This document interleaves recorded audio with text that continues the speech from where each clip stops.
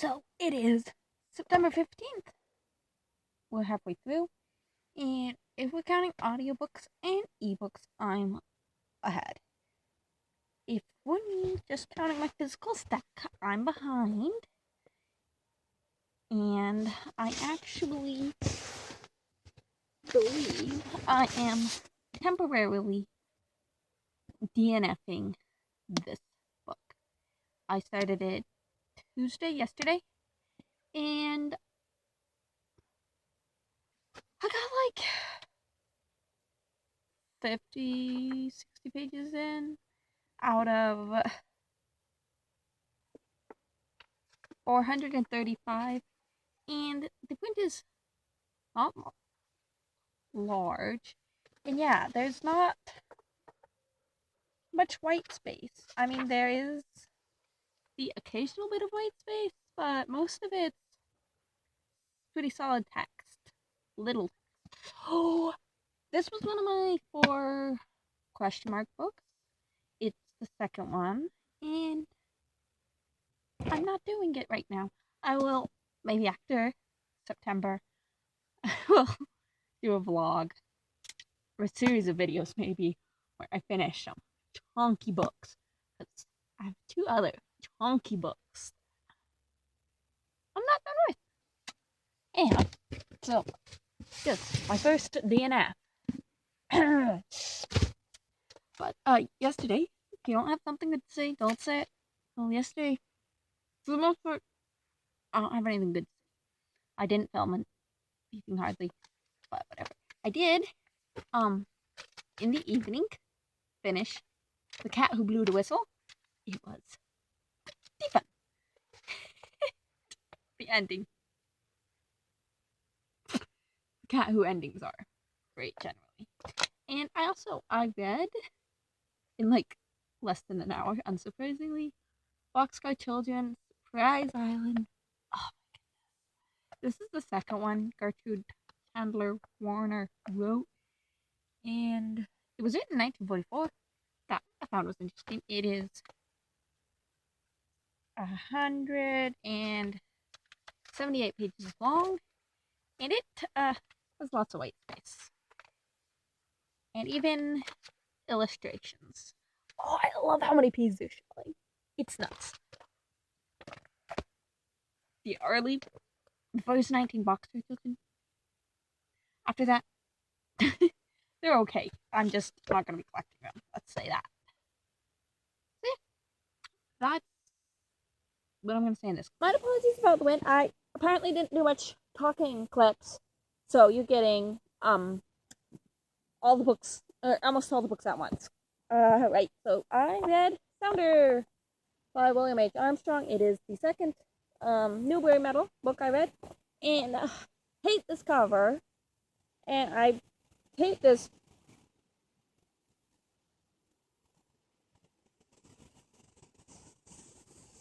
description on the back. It sounds like it's going to be a story about a boy and his dog, and it's about a boy and his father and his father's dog.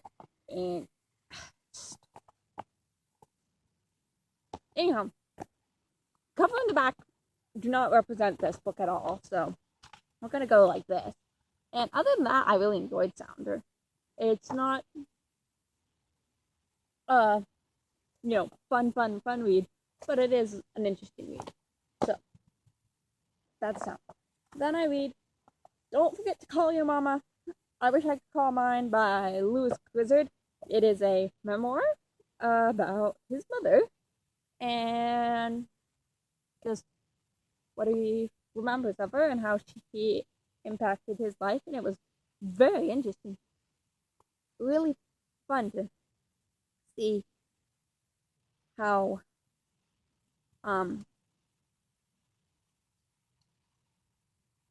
he lived, because that was, of course, a long time ago now. This was copyrighted in 91, talking about, an oldest chap's childhood.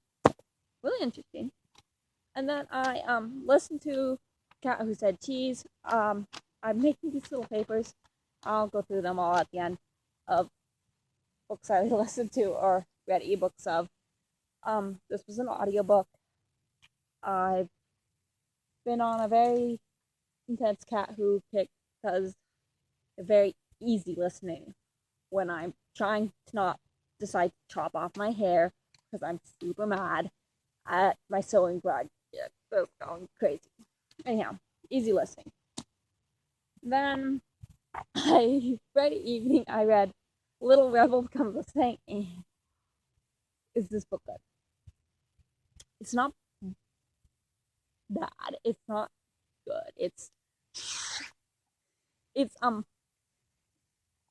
19th century children's character book building collection, 19th century Christian books for children. And yeah, it's I don't know how to describe this book. It's nonsense. Maybe I'll do a longer video talking about it. I mean, it starts out with, cute little stories of, ooh, I love this light. Ooh, of, him being naughty. And, it's one of those moral stories, and they're interesting to read. I'll put it that way. And what makes this they're interesting because, for one thing, you can see how English has changed in the past century in a bit. And you can also see how people lived back then. This is a fairly good representation of at least certain aspects of life in the time, 19th century. And the morals, I mean, they have good points. So, anyhow. And finally, on Saturday, I read The Sea Runners by Ivan Doig. And, you know how Dr. Seuss apparently wrote Green Eggs and Ham as a challenge, only by those 42 words or whatever it is? I feel like this chap was challenged. Okay, here's a couple hundred words, canoe, ocean, island, now the, as they, you can use those as many times as you need. And there's some words you can use, a few times. And then every other word has to be unique. It's beautifully written just with all of the words. And it's a story about 4 men traveling down from Alaska to Washington in a canoe in the mid 19th century.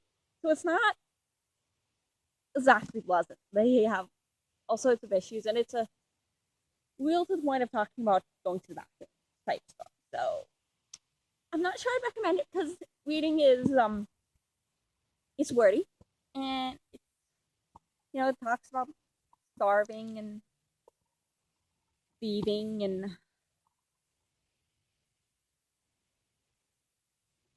the fact that they weren't getting along necessarily. And so it's like a presumably realistic story, just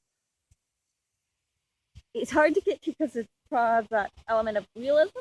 It's hard to get to because all of the words, all of the descriptions. One last new reach of coast, then, and its visible population, only these 2 kin against their will, one family of the kind in all creation, Slim Swede and Broad Swede, arced in a single canoe. It's like,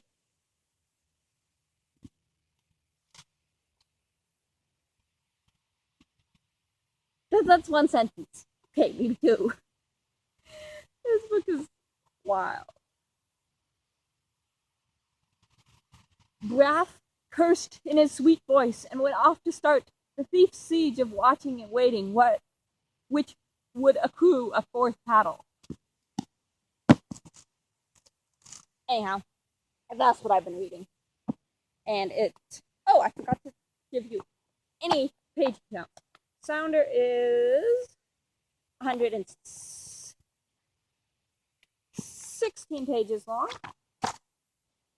Lou Grizzard is 140 pages long. Little Rebel Becomes a Saint is 110 pages long.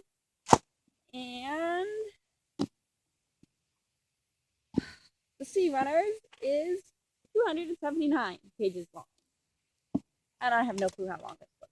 6-hour audiobook. Most cat who's are between the 5 and 7 hour mark. So there you have it. That is what I've been reading. I should reorder these. Make them properly. That is what I've been reading. And yeah, I brought this out because I forgot that I talked about it earlier.